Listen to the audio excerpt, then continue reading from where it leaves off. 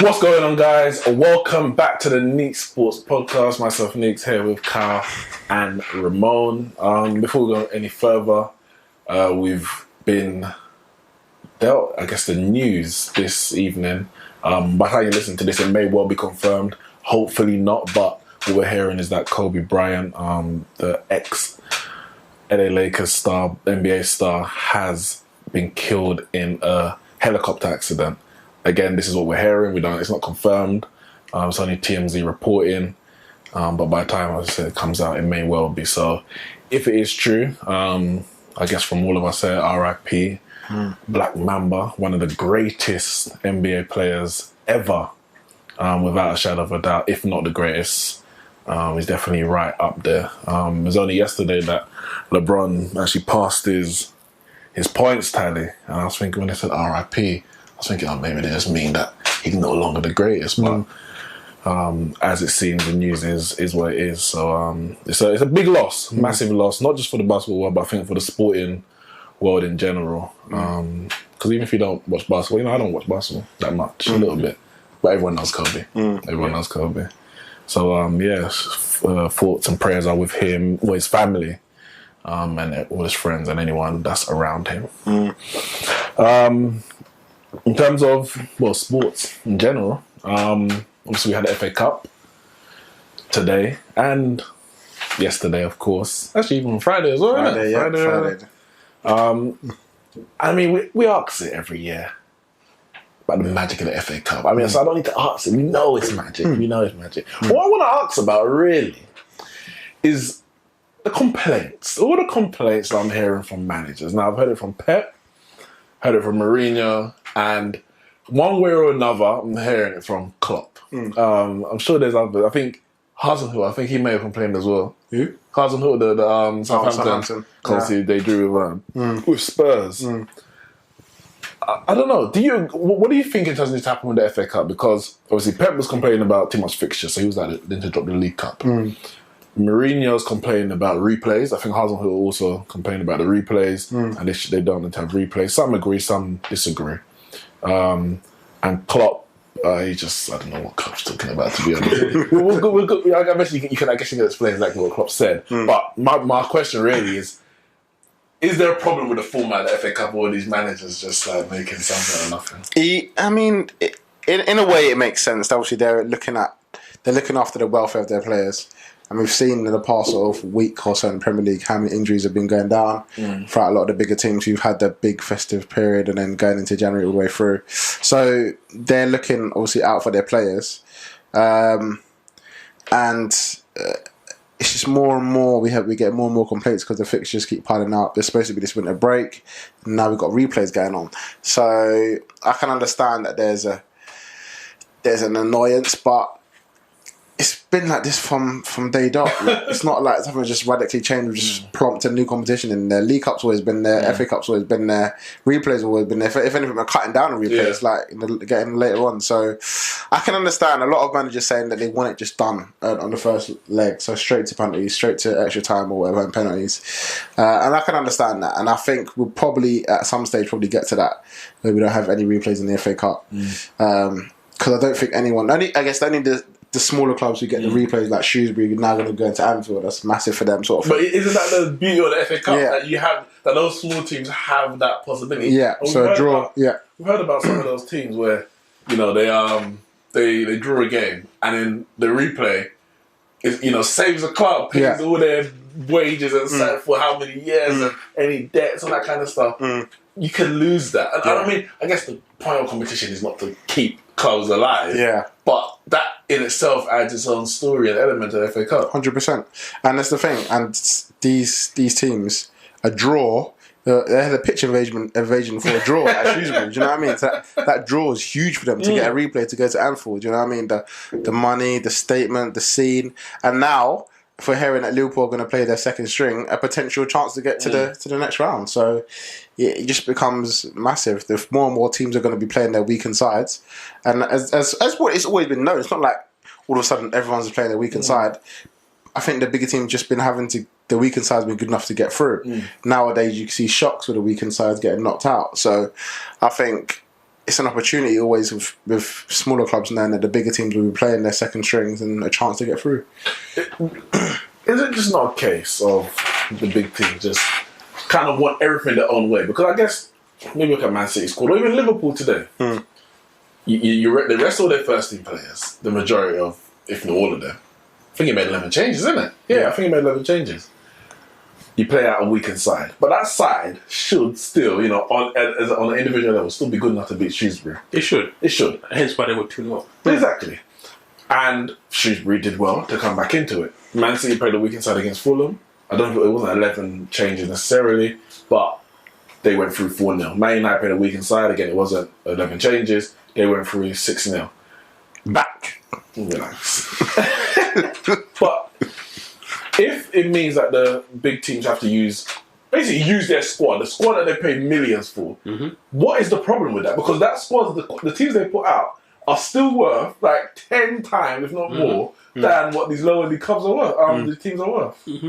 No, it is. You're 100% correct, and it is just a case of the bigger teams want it all their way. They usually want it everything to go their way, which for me personally is a little bit unfair because you pay all these X amount of millions to be able to manage. Like, you know what the season's coming to. Like, at the start of the season, you know, okay, we're in the League Cup, we're in the FA Cup, in the Premier League, in the Champions League.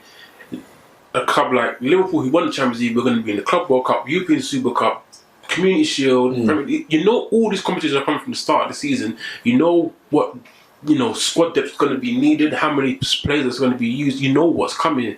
So, for me, the complaints, they should fall on deaf ears because they honestly, they want it all their own way. And you look at the smaller teams, like say like your Bournemouths, who they're in 3 competitions: Premier League, League Cup, FA Cup. Knocked out a League Cup early, they probably go out the FA Cup early, and then they just play in the Premier League. So they, not even Bournemouth, but even a Championship side or a League One side, they would kill for these games and even the replays. It's literally, honestly, probably about 6 or 7 clubs that really care about these replays and the congestion of these fixtures. Because, like, if you take Man City last season, so-called formidables, the amount of games that they played would have played 38 league games. It was something like 5 or 6 League Cup games. Because you played 2 legs in the semi-finals, don't you? Yeah, finals, that's 3, quarter-final, the round before. So they played about 5-6 games there. Quarter-final of the Champions Leagues, that's 8 games, 6 groups, 2 60-round knockouts and 2 quarter-finals, which they obviously went out in. 8 games there. 10, even. Oh yeah, 10. And won the FA Cup, won the Community Shield. So you're looking at an excess of about 65 games they played for the season. It is a hell of a lot of games to be playing for. But that's what you got, 25-man squad. Plus you.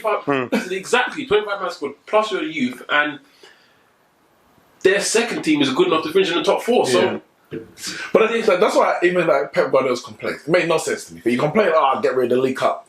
But then you play your best team in the League Cup. Man got De Bruyne sending Phil Jones to another country, Mahrez and Bale sort of balling. Who told you to play them? You don't want the League Cup because my player's tired and too much competitions. Yet you play the players who are playing in all the competitions because you want to win it. So they don't want their cake and eat. They want to win everything, but they don't want to use the players available because they're scared of losing it. If it's that insignificant, don't play anyone in it. Play the youth. Let Man United go through. As per Klopp. And Klopp didn't even sound disappointed. Just said this is what's going to happen.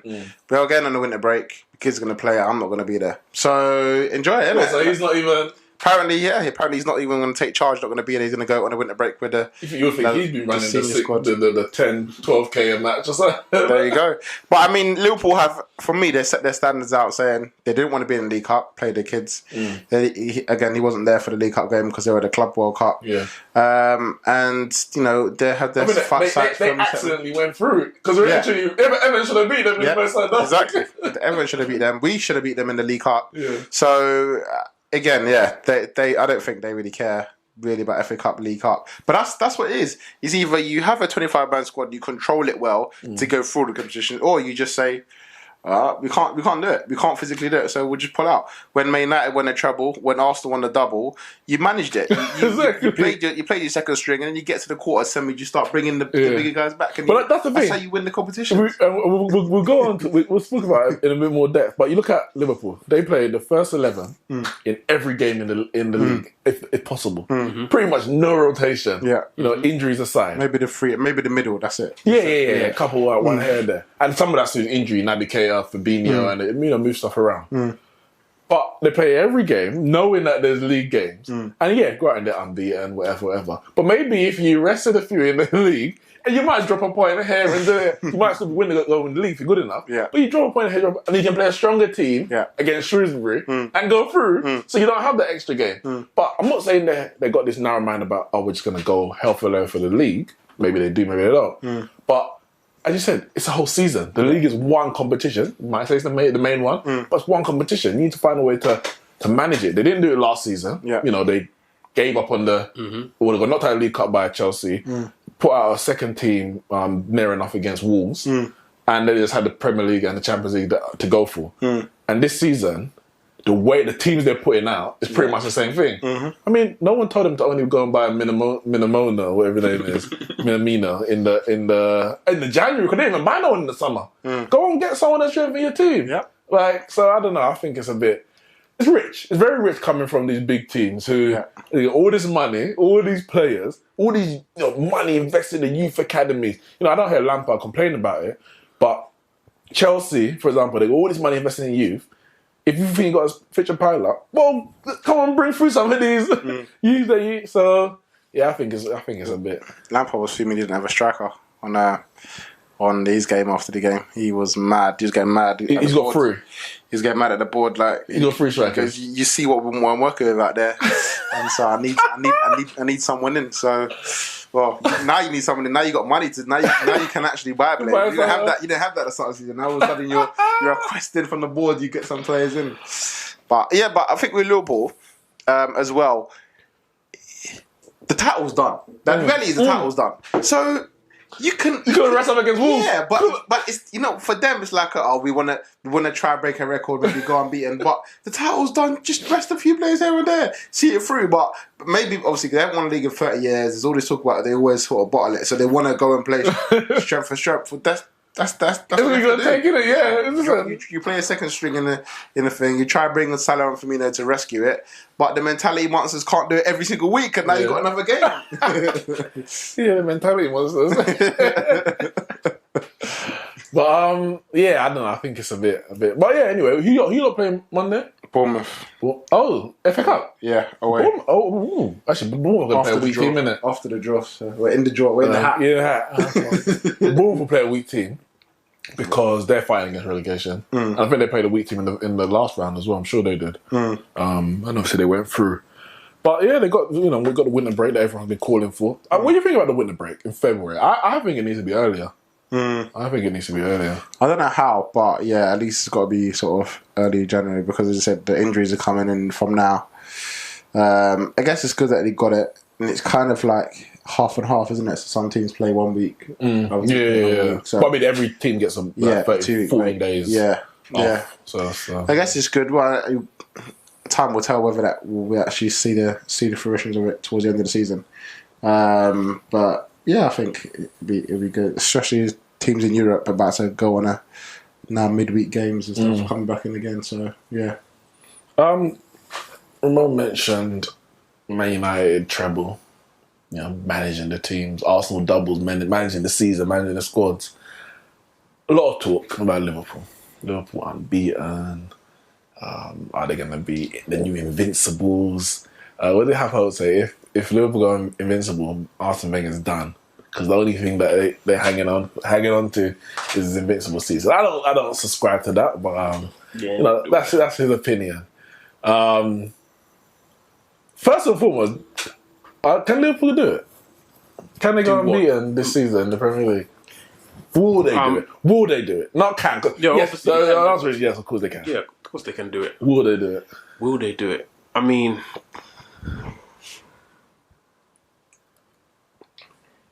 boy, man, they're getting through some of the toughest fixtures, and you're always asking, like that Wolves game.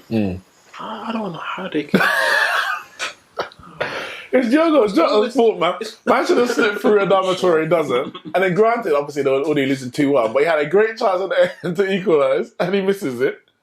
Like Lo Celso a few weeks ago. Yep. I just don't Anthony Martial. I don't know how, man. You know what? They've nearly had the perfect season. At least one draw. What one? I mean, Man, I should have won that as well. I know. yeah, man, I should have. Shame on you, lot. Shame on you, lot. You know what? They will do it. You know. Yeah. They will do it. Well, you think you'll do it? For me, it's all eyes on Pep. April. Yeah, that's pretty much April the 14th. That is literally. That's the 40th game. That's the 50th game. I think they can go into that game 49, if I'm correct. I thought I counted it as 48. Okay. But yeah, well, it's something in and around that, and it's for me, it's all eyes on Pep. That's like That's the next big game as well in terms of top 6 game. The next game is Pep Man City away. That match needs to go on pay-per-view everything, man. What? Pay-per-view, well, Amazon Prime better slap some money behind that. £30, everyone has to pay for it. But it's only juicy if Liverpool are still unbeaten by then. If they've lost, it becomes uninteresting. Yeah, because the title's already wrapped up. Yeah, if they lose before then the match is no biggie. But if they're still unbeaten come that game, let's see. So Liverpool, in between that, they've got West Ham away, Southampton at home, Norwich away, West Ham at home, Watford away, Bournemouth at home, Everton away. That's a big game. Palace away. That's 8. Oh, so that would be the 49th. Okay. Yeah. So that would be the 49th. If they don't lose, there will be 49 games unbeaten. Is that what you're saying? No. If they don't lose, there will be 48, and the Man City game will be the 49th game of that run. Yeah. So if they don't lose that, they will match Arsenal's record on that game. They go into the game one game behind Arsenal. So they've got 8. They're on 40 at the moment. They've got 8 games before Man City. Yeah. The Everton away, I guess, is a massive. Everton's going to want to try to stop them, and that comes always failed them. But that comes straight after a Champions League game against Atletico Madrid. So how's he gonna? You will see what he's really prioritizing, because that's when you have to start rotating. You're gonna have to start dropping a man here, dropping a man there. Like all those games in between, I expect them to get through West Ham and Bournemouth and all that kind of crap. I mean, the Premier League, you never know, innit? But can't sleep on the Prem. Certain men are fighting for their lives down there. But then after that, you beat the Man City. Then they've got Villa, Brighton, Burnley, and then the last 3 games of the season: Arsenal away, Chelsea at home, Newcastle. But the record has been broken. The record has been broken. But then the question about unbeaten for the season, which is, I guess, that's the main thing: the unbeaten season. Yeah, you can break the record, but if it doesn't go unbeaten, you're not invincible. Yeah, because you don't count 2 years, kind of thing. We ain't gonna. They make it past that Man City game unbeaten. They'll do it. For me, that's done. It's done. For me, it's done. That Chelsea game is massive, because I'll tell you what, was Chelsea always, it was having to play Liverpool at the end of the season. I don't know what Chelsea offer. You're talking, you're looking Chelsea, innit? What Chelsea looking at? This Chelsea team ain't got that whatsoever, boy. But I just need Pep to do it, because we definitely ain't doing that. So I just need Pep to do it, man. Pep. So Ancelotti, Pep, Arteta, and Lampard. Ancelotti. Can we mastermind that? I'll take that, man. Take Ancelotti. That's what I'm good for. But the rest of the season, I just need that one loss. I wouldn't even mind if David Moyes could deliver it on Thursday. I wouldn't mind that. I wouldn't mind that. In fact, I'm going into every game thinking, you know what? This could be the one. Give Mark Noble a penalty. You know what I mean? West Ham just sit back. Boy. It's a little bit mad. But I think the games around the Champions League are always going to be tricky. The one before and the one after. What teams he puts out. Because we've seen today that they obviously don't have the strength of Man City. They don't have that depth, the strength and depth. You're saying can be got at. Their second team can be got at. Their second team is there for the taking. Lovren and Matip are there for the taking. And this is why when people come out, I saw someone on Twitter. Like, of course, the question was like whether all the Liverpool players are world class and that. And obviously they're not. But some Liverpool fan, And I see certain, big wigs liking the tweet. I ain't gonna name no names, innit? I ain't gonna name no names. So I see it. And it goes, all the players have world-class attributes. Now, I mean, I don't know you beat around the bush. Like, the question is whether or not the team's world-class. Every player is world-class. And you've seen today that, as I said, Van Dijk is so important at defence. So we can talk about, Gomez is the best this, and Robertson's the best that, and Trent's the best this. And I'm not saying Robertson and Gomez and Trent play today. But when Van Dijk ain't there, because certain men that play were playing when Van Dijk wasn't there. And they weren't the same. Yeah. When Van Dijk's there, it's a different team. Or different defence anyway. So, all the players aren't world class in it. And the second team can be got. They can be allowed, As Shrewsbury proved. Exactly. Lowly Shrewsbury. But they're still in the hat. Yeah. Like Arsenal, still in the cup. But the main question, they're calling them the Inevitables because the title is I Inevitable. don't know where that comes from. Listen, shout out Sky Sports. We're not watching the Avengers. Well, the way they're moving, like Klopp is like Thanos, isn't it? Click and that's it, obliterated or whatever they want to. Click and VAR. Oh yeah, literally, whatever Liverpool want. So they're calling them the Inevitables, and obviously Arsenal the Invincibles. 2 questions, really. Oh. Are they better? So which team is better? The Invincibles or the Inevitables? Klopp's Liverpool. And, I guess a rider to that, if they go unbeaten, let's just say, let's say that they drew one game in the first half of the season. For the sake of the argument, let's say they drew 4 for the whole season. So win 34, draw 4. Which team is Arsenal better? drew 12, didn't they? Yeah. Which team is better? Arsenal may not change. It may be exactly the same. I don't know. Which team is better? The Invincibles or Klopp's Liverpool? Well, football has evolved plenty since Arsenal's unbeaten team. So to compare their achievements, it's completely different. Like the amount of money that they've put into the team, the amount of investment, the way football has evolved completely, and even to the point where it's the quality of teams in the league that they're up against compared to the quality of teams that Arsenal are up against. What do you think is To put one, to put What one's even though Liverpool, like you said, just to say they drew 4 and Arsenal drew 12, to say that because they got a much bigger point tally than Arsenal, to say they're a better team or all their achievements better, I couldn't do. The achievement is exactly the same. It's exactly the same. Whether you get 86 points or you get 105 points, the achievement is exactly the same. You win the whole season unbeaten and no one was able to beat you. So for me, the achievement would be exactly the same, and my answer would remain the same for both questions. It would have to be Arsenal's team is better, and the way I look at it is whose team is better, man for man, player for player. All right, but I don't want you to go into the player for player, but we're going to go into it. And that's how I'm judging it by, not by how much points they got or their style of play, for example, or how good one might think Liverpool is. I generally think that the Arsenal team is better than Liverpool's team. Ramon. It's tough because you see me, I don't really deal with it if buts and maybe. But should Liverpool go the whole season unbeaten? They have a case for me. They have a case. And the reason I say that is because despite how bad the Premier League has been this season, and it's been bad. It has been bad. Man United is the worst start to the Premier League season. And I say start, we're over halfway. This is the season.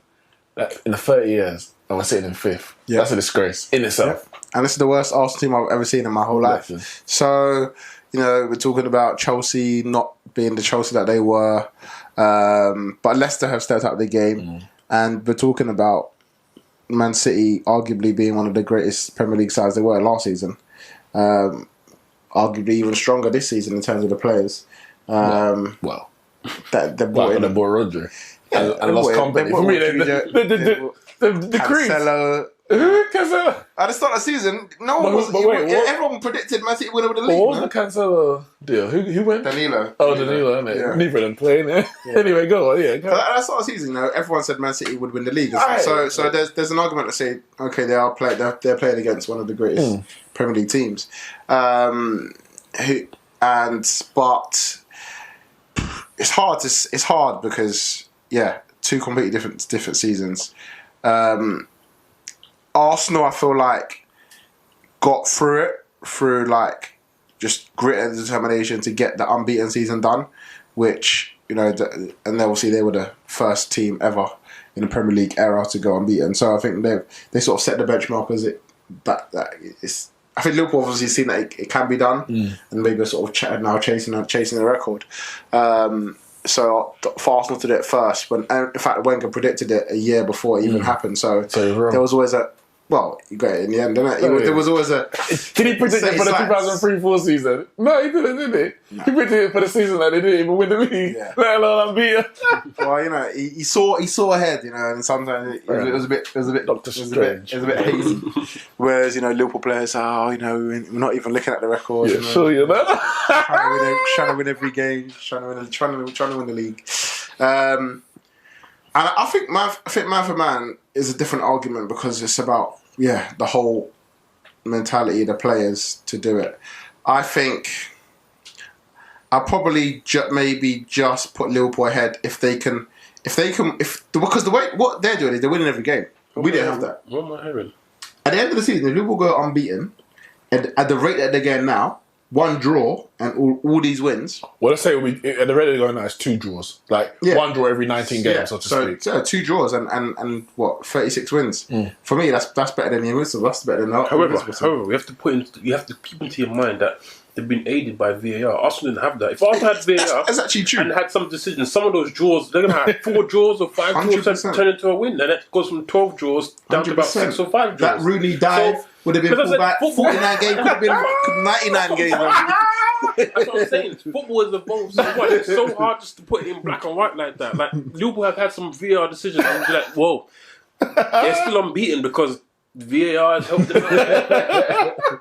One game is the Man City game, as we all said, that handball. Huge. That's what I'm saying. I don't know, man. I'm putting Arsenal there because they did it raw, strict. Referees, officials go by what the referee says on the pitch, and that's it. That's it.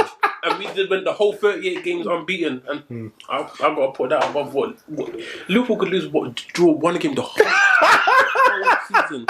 37 wins, 1 draw. You still putting Arsenal? But the thing is as well, which I think could even be even harder, is the fact that they could win the Premier League before they even play Man City in the Man City game. Yeah, depending on if Man City draw points. So I think Arsenal drew a lot of their games after they won the Premier League. Exactly. So it's now about can you win the Premier League, and then after that, the players have got no excuses because it's not about winning the Premier League. You've won it now officially. So can you go and season unbeaten? And that must be what they'll be trying to do. And then the draws might start racking up there because it's just like, what? It's 1-1. Yeah. Let me not try and push because I don't need to. I want to keep the record in it because that's what Arsenal ends up doing. And that's when the mentality monsters need to step up because that's when 1-1 is on edge. You're at the Emirates, you might be 1-1, 90th minute, and then someone nicks it, everywhere. So that's where you really see it come to fruition. Right now, it's all right. It's easy because you have to still try to win the league. That's the aim. So for me, it comes down to can they do it then? And then obviously we did that at White Hart Lane as well. So that made it even sweeter. you lifted that White Hart Lane. Yeah, we won the league at White Hart. They could win at Goodison Park, couldn't they? They could, innit? But that's 7 games from now, so depending on what Man City get on with, and of course what they got on with as well, they need to win those games. For me, it is a tough one. And again, I don't look at it when it comes to points tallies and in terms of who is the best team because every season is different. The competition can be different.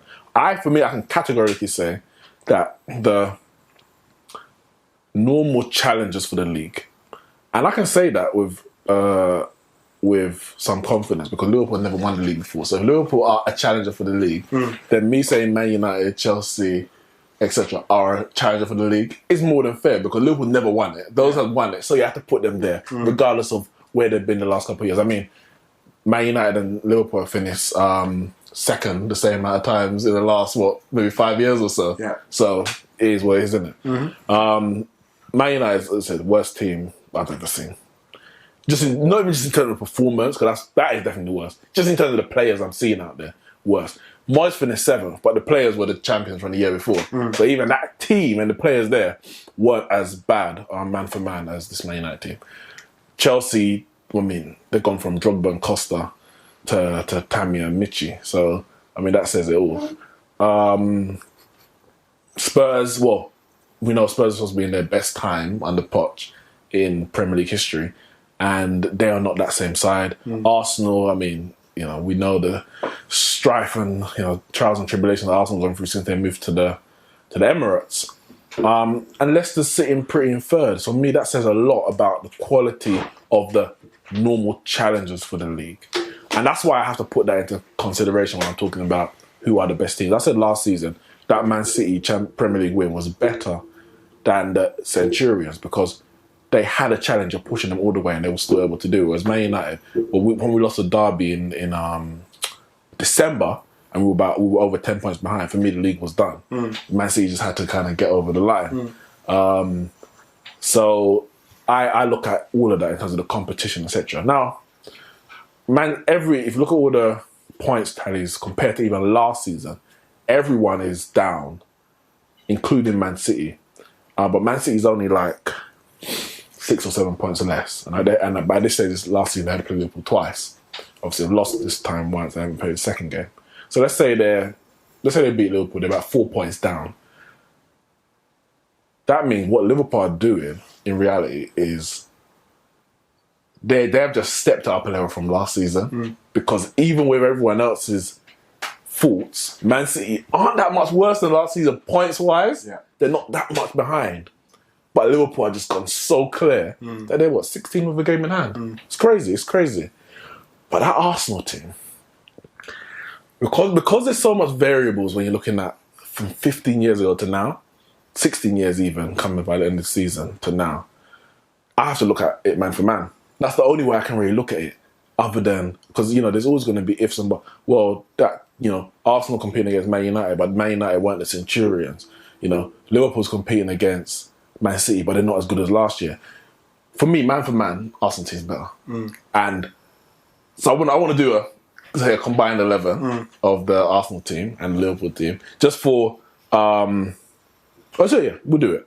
And I guess come the end of the season, this may be all invalid because Liverpool haven't gone unbeaten. They've won a normal Premier League season like everyone else. But maybe anyway, regardless of whether they're going to beat it or not, the points tally might still put them in, and it should still put them in the talk about whether or not they're one of the greatest Premier League sides of all time. Yeah. So goalkeeper, Lehmann or Alisson? It's a tough one. Is it? Oh, it is. Is it? I want to go with Alisson. I'll go Alisson. Yeah, I got Alisson as well. I don't think it's that tough, personally. Lehmann was decent, but Lehmann had his moments, man. And Alisson's been solid, completely solid. Yeah. But it's also hard, just to say, because are we doing this based on that one season alone? Because I guess so. You're looking at Arsenal squad, and you kind of what you do. You pick because they've been around for so much longer. So in terms of the players, it's hard to say. You're then start thinking, but he dipped there. He loved it. Right, okay, we pick it based on the season. I ain't got all the stats in front of me, but you pick it based on the season to an extent. Lauren or Trent?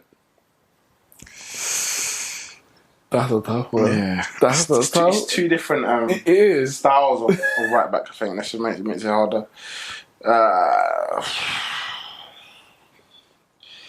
I'm probably going to go for Trent for what he's done this season. He's a madness. I think I'll go Trent as well because Lauren was brilliant, and was he a great defender in terms of defensive? He was better than like Eboué and Sanya, but Sanya was a very good defender to be fair. But that Arsenal team was very attacking, and Trent could fit in there. The way that he attacks. I don't think the defensive part of it would be because of the way Arsenal play. I don't think the defense of it would be say, well, if you had Trent there, he wouldn't be able to do what kind of Lauren did. Even though Trent ain't a great defender, but I think his attacking is right up there.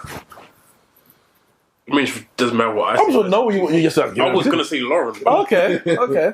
No, we're not putting any your graphics on the screen, so just say what you're saying. Out of all the players that we're going to have to pick from, by the time we get to midfield and attack, we're going to have such a great attacking force that is there really any need for Trent? Well, Liverpool got the top 3 attackers. I know that in midfield. Some people say the best front 3 in the world, and they still got Trent. So maybe yes, maybe you still do need Trent. Wait, who's the best front 3 in the world? Many. But they're all wrong. Who's the best front 3 in the world? Mbappe, Neymar, Cavani. Cavani doesn't play. Icardi. Cavani, bro. Cavani don't play in it. Cavani don't play in it. Well, listen, they're the world champions in it. But okay, centre backs. So you got Toure and Campbell versus. I'm wishing pick one out, and Van Dijk and Gomez. I'm going Toure and Campbell. No, you can pick one. You don't have to pick. No, I know. I'm picking Toure and Campbell. What? What? You deaf? Yes. Oh, yeah. Let me. How can you pick Toure over Van Dijk? This thing working? Hello? This thing working? Sol Campbell. Yeah. Colo Toure. How can you pick Colo Toure over Virgil van Dijk? I'm picking the Ivorian. That's ridiculous, Kyle. That is ridiculous. I don't think you understand how sick Colo Toure is. I don't think you understand how sick Van Dijk is. Not as good as Colo Toure. Much better. No? Listen, for me, it has to be Van Dijk and Campbell. I'm unsure. What? What's going on? But for a different reason. Well, wait, what? Because if I have Van Dijk and Campbell, for me, They're very similar. Yeah, I know. And I think it'd be better for him to have a Toure/Gomez in there. So Who for would me, that? So you go Van Dijk. Well, the defense in general, I think will have a better defense. If I'm choosing two of the 4, I hear you. So I'll probably go with Van Dijk and Toure. No, I hear you. I mean, this team is not going to go in the pit, so I'm just picking the individual. But I hear you. I'm just picking literally the individual centre backs, and the 2 best out of the 4 for me is Van Dijk and Toure. Van Dijk and Campbell. I agree with that. All right, left back, Cole Robertson for me. Actually, Carl. I was listening to. I can't remember where it was on radio. And no, someone was talking. It was on Sports Breakfast, Talk Sport. And obviously, there's Ali McCoy and Alan Brazil. They're both Scottish, and there was someone else there who I think was also Scottish. And they said, I think I have Robertson. I'm thinking, did these guys not watch that? He was actually the best left back to ever play in the position. Yeah. Well, yeah, definitely in our generation. I can't speak anything bad. And I mean, he did get better after that. Like going to Chelsea, I think he improved. But he was brilliant there anyway. Yeah, at the time, he was brilliant there. He was still amazing. So yeah, for me, it has to be Cole. So it gets tricky here because of formation. I'm gonna. You know what? You have to pick the formation of the team that did it first. And that's 4-4-2. I'm gonna go 4-2-3-1. No, you're not. No, the reason why I say it, Kai, it's important because if we said, but Arsenal didn't play anyone that played Cam, so that naturally goes to. Well, you say they didn't technically, but what's his name? But nobody Liverpool don't play anyone Cam either. But their forward is like a false 9, yes, exactly. So he played in the Cam. Yes, and Bergkamp was a support striker who played behind Henry. He was at number 9. It was nothing like Bobby.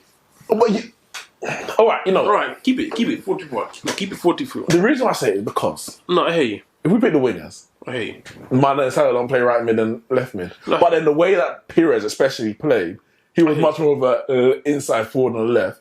But Ljungberg was a right winger midfielder. I hear you. But I hear you. Yeah, so I got back to me anyway. We can do 4-4-2. Keep 4-2-3-1. 4-4-1-1. 4-2-3-1. 4-4-1-1. The way Arsenal play, I guess. 4-4-1-1, but the wingers push forward. No, we can keep 4-2-3-1. Okay, 4-2-3-1. So the 2 central midfielders, for Arsenal, you got Vieira and Gilberto. For Liverpool, the centre midfielders are Fabinho, Henderson. Wait, Fabregas didn't play, no? No. Not right now. Did he play at all? No. Wijnaldum, Henderson. Yeah. I don't know why you even mentioned all those. I'm just saying there's a people you can choose Patrick Vieira and Gilberto Silva. It's a tough one still. It is. It's a tough one still. For me, Patrick Vieira is a guarantee. 100%. That's a guarantee. I want to go Gilberto Silva. It's a tough one. And I think Fabinho is very, very good. He's a sick DM, and he coming out. I knew he was going to be. I was a bit surprised he didn't go straight into that team from day one. We all knew how good he was from when he was at I think he's going to get even better. And I think that season, I'm just remembering Gilberto was, and also I know it's within different formations, but in a 4-4-2 where you don't have another centre midfielder helping you out, it's just you and Vieira out there doing your thing, which I know everyone had at the time, but Gilberto was everywhere, man. And for me, he's underrated as well, man. I just feel like I think when Vieira left, and then I guess when he left in the end, people realised how good he was, because was it a contract thing and he left on he lived on a free? Yeah, he did in there. Free, It was him and someone else who left at the same time. Yeah. Matteo Flamini. Yes. Yeah. I mean, he did things that year before he left. AC Milan, I think AC Milan scored again? Yeah. Vieira obviously is in there. Fabinho's sick, you know? Yes. He's sick. Fabinho's sick. Bro, Silva's sick. I know, Kyle. I don't think you understand. But you said he was underrated, and I'm not saying he wasn't. But there was a reason why we didn't rate him because Vieira was so nang. That's why Vieira was so sick. Remember that goal against Newcastle? No, I don't. He just struck with bam, top crest. I don't remember. Yaya Toure, like. No, I know Vieira's sick. That's a given, isn't it? Like, I get Gilberto's more mobile, gets up and down. But it is a question of you're next to Vieira, so you look better.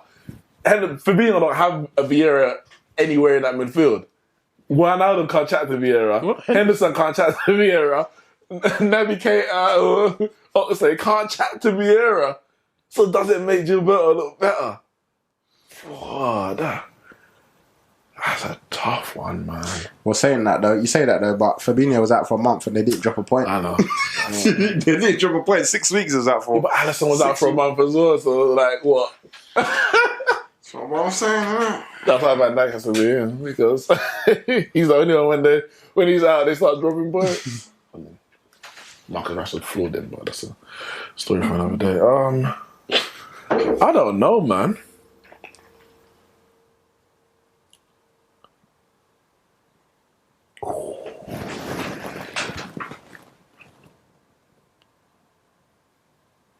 I'm going for Fabinho. I'm going for Fabinho and Vieira. That's me personally, innit? Personal. Right wing. Ljungberg, Salah. Salah. It's a tough one. This season. What's it about? This season. I guess. I mean, Salah 2 years ago was a thing. I guess. That's what I'm saying. Kind of one season, one. No, man. Listen, I'm going for Ljungberg. At least you know Ljungberg, the consistency week in, week out. I knew what was coming. Salah guy goes missing. What? You can't say that. I was looking at this guy's form. The guy with 5 games without scoring. Yeah, but how much assists he get that time? I'm sure you got a couple. 1, 2, 2, 3, 4, 5.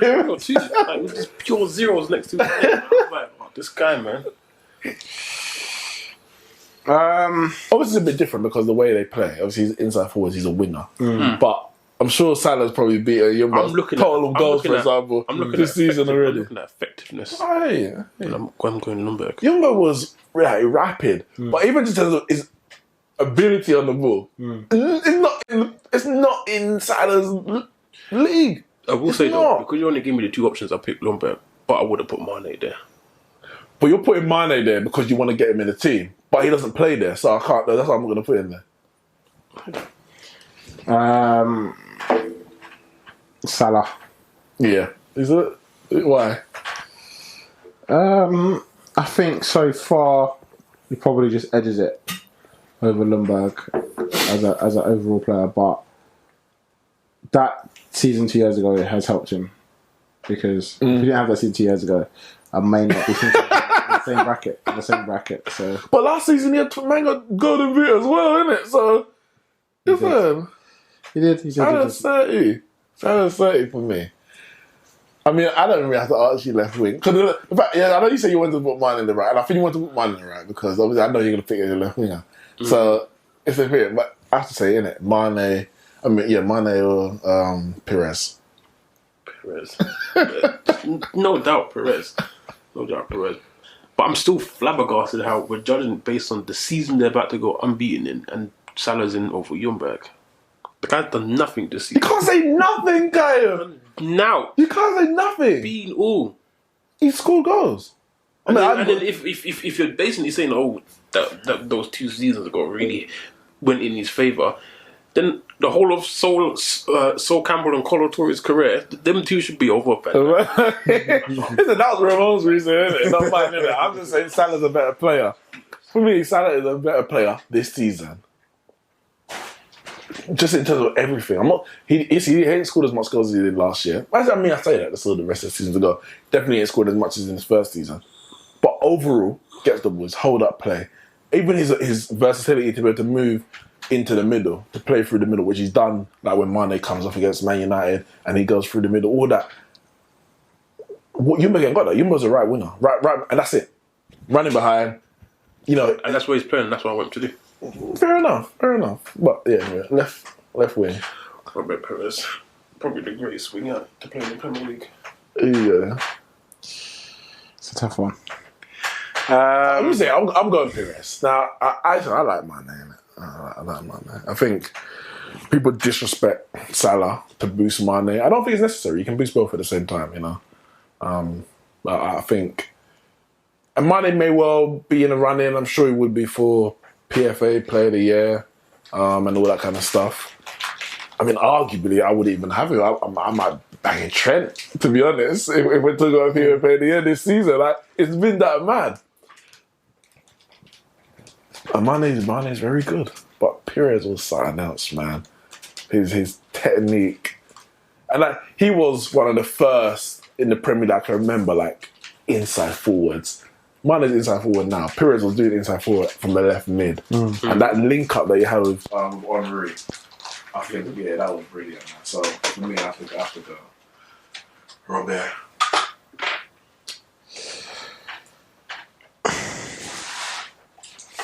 As an overall player, I think Perez had the better talent and technique.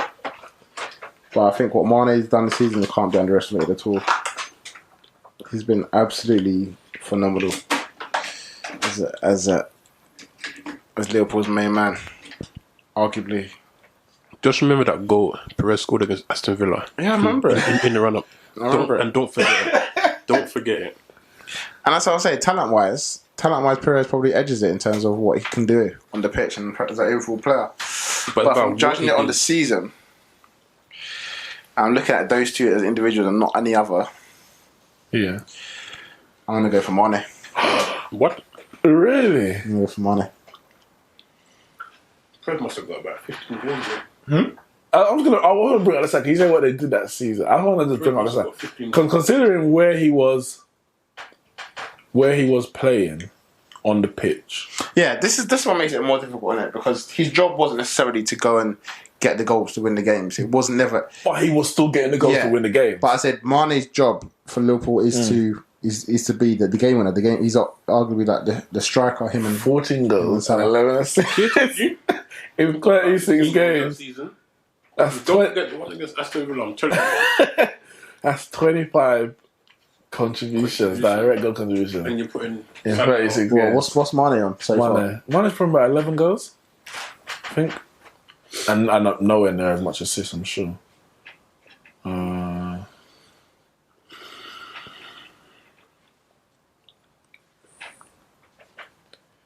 Mane is on. Oh, jeez. He's on 8 assists. 11 goals, 8 assists. Wait, just gone halfway through the season. It's tough, isn't it? It's tough, and it's hard. Even just look at stats, it's hard. Because Yeah. different styles of play, different way of playing. Yeah, but yeah, for me, I'll put one in there. Damn. But overall, we gone Perez. Because my vote don't count, so I'm good with that.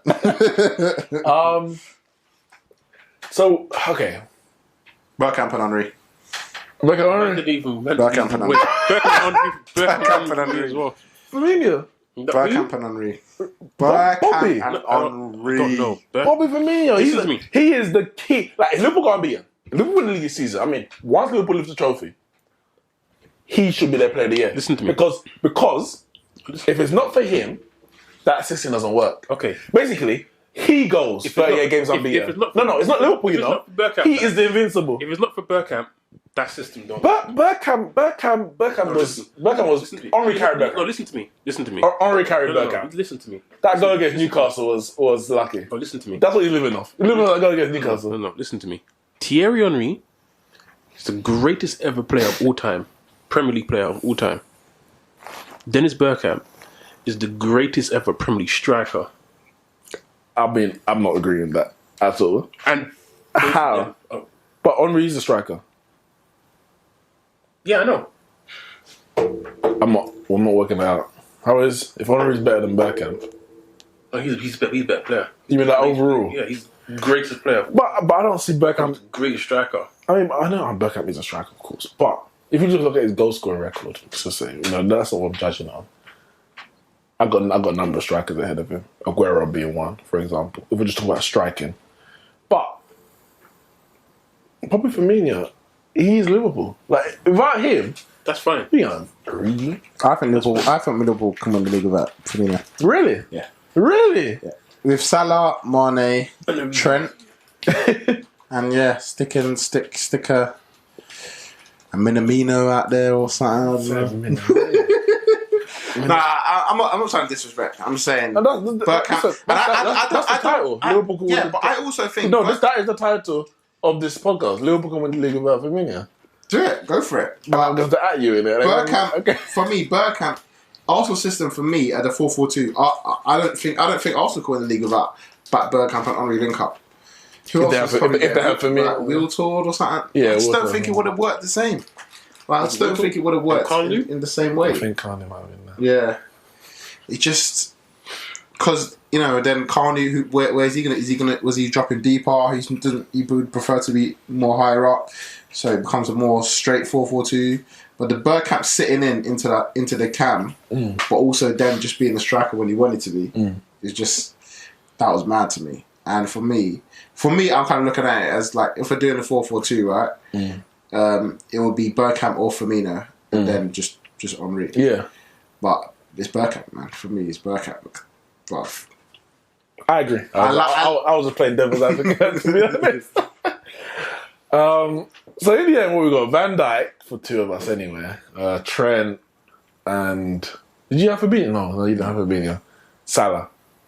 That was really... So what? Alisson. Oh, Alisson. Oh yeah, that was it. Okay, so so they're decent. And considering Arsenal unbeaten is not the best Premier League side of all time, that says a lot. In your humble opinion, I'm not humble about that. Anyway, David Moyes back to top them. But yes, this is all conjecture because we don't know if they're gonna be unbeaten come the end of the season. I want to just talk about quickly the Australian Open and Coco Gauff. Like, she is out. Can you give her a break? Eliminated. Yeah, but she is 15 years old. Have you seen anything like this in tennis? I haven't. Not that I can remember. I haven't seen it. I have. Who? When Serena and Venus came on the scene. They were 15, Kyle. So? That's what I'm saying. 15 years old. 16? No, they were old. I don't know. I can't remember exactly how old they were. But this woman's knocked out. She knocked out the reigning girl. Exactly, this girl knocked out the reigning champion of the Australian US Open. She was reigning Australian Open. She got 2 minutes. Yeah, she's reigning Australia and the current US Open holder Naomi Osaka.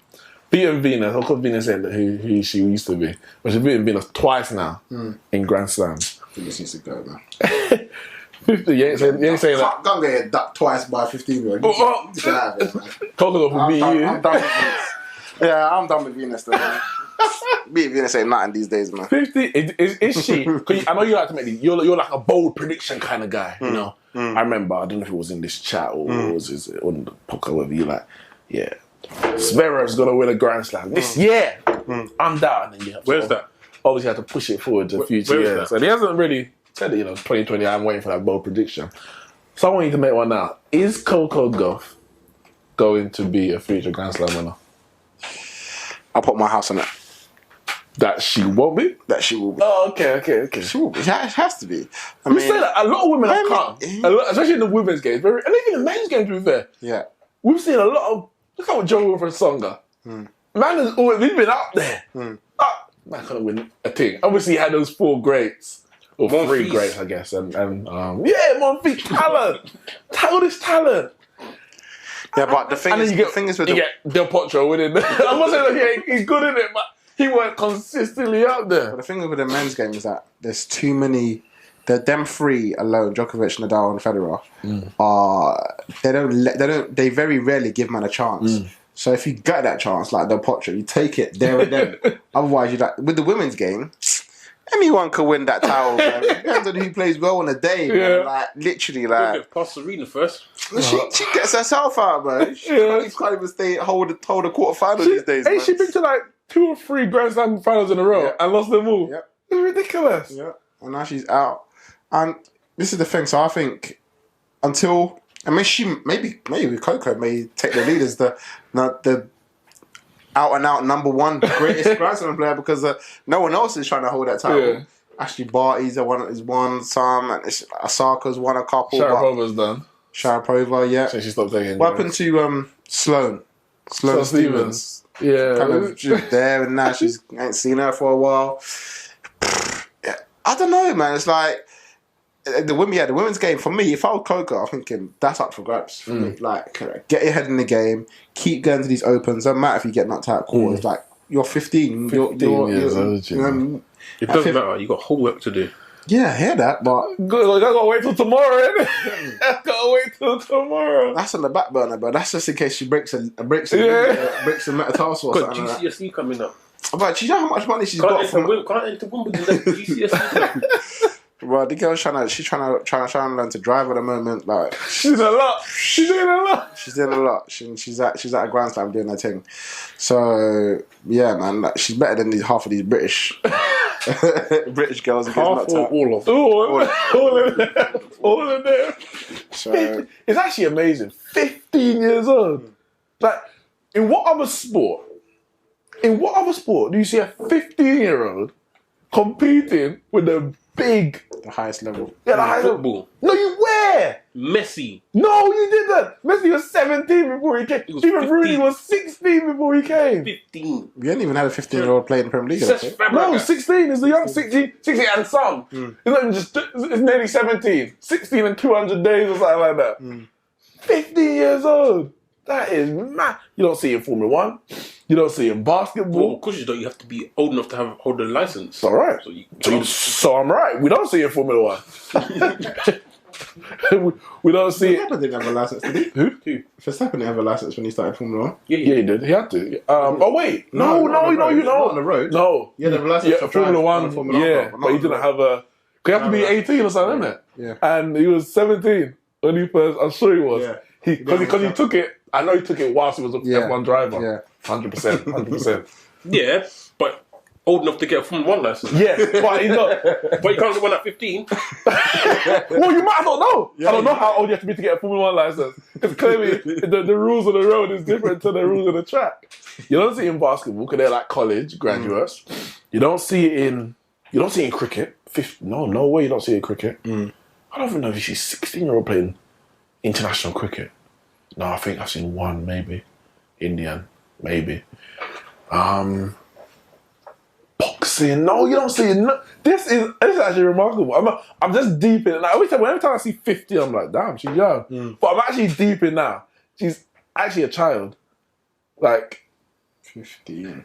Is she actually doing her GCSEs? Or is she like year 10? Because I don't know what Yeah, are you doing? But she was playing from last year. Yeah. So she was in year 10, picking her GCSEs, what do I want to do? Food technology in the morning. So be it. And a Grand Slam quarterfinal in the evening. Double P. So be it. That is mad. They probably gave her an A-star already. Oh, she got to this. in the Grand She's Slam. the greatest physical shit ever. Give her the A-star. That is mad. Is she going to win a Grand Slam? 50. She will win one.